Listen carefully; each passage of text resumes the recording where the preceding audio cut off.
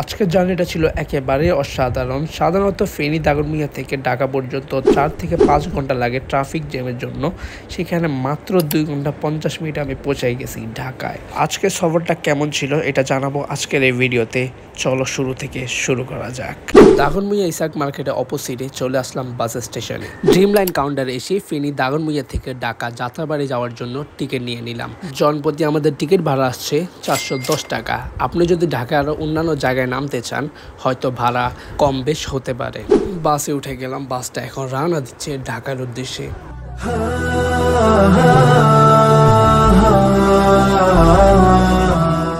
ঢাকা যাওয়ার পথে non AC বাসটা আমি বেছে নিয়েছিলাম, কারণ আমার দরকার ছিল খোলা হাওয়া আর চারপাশের দৃশ্যগুলো দেখার এক অদ্ভুত টান নিজের মধ্যে কাজ করতেছিল। মন চাইছিল প্রকৃতিকে একটু কাছ থেকে দেখি, আর সেই আগ্রহ শুরু হয়েছিল এই শান্ত একটা যাত্রা।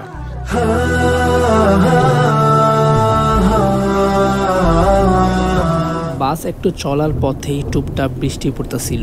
জানালার বাইরে তাকিয়ে থাকতে থাকতে মনটা একদম প্রকৃতির সঙ্গে মিশে গেল। প্রাকৃতিক হাওয়ার ছোঁয়ায় বাসের বেশিরভাগ মানুষের যেন প্রশান্ত ঘুমে ডুবে গেছে। আমারও ঘুম পাচ্ছিল, কিন্তু প্রকৃতির হাওয়া আর পথের সৌন্দর্য আমাকে আটকে রেখেছে। তাই ঘুমকে এত প্রাধান্য না দিয়ে আমি এই প্রাকৃতিক সৌন্দর্যকে উপভোগ করলাম।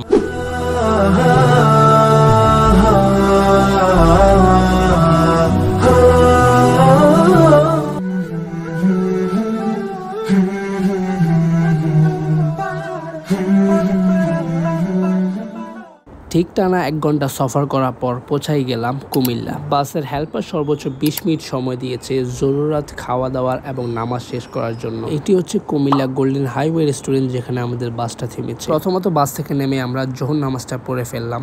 তারপর নামাজ শেষ করে তেমন ক্ষুধা অনুভব করছিলাম না, তাই রেস্টুরেন্টে কিছু না খেয়ে বাইরের দোকান থেকে 1 কাপ দই কিনে নিলাম। এই 1 কাপ দইটির দাম ছিল 40 টাকা। তারপর এই দই খেতে খেতে বাসে উঠে পড়লাম।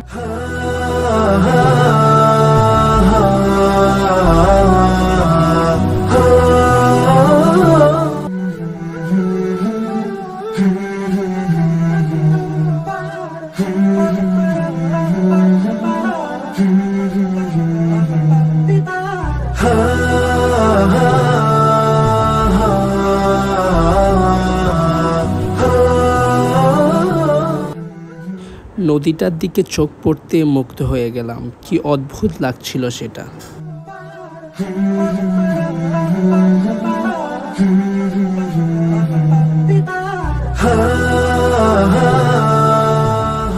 কিছুটা পথ যাওয়ার পর আর সুযোগ না থেকে চোখটা একটু বন্ধ করলাম।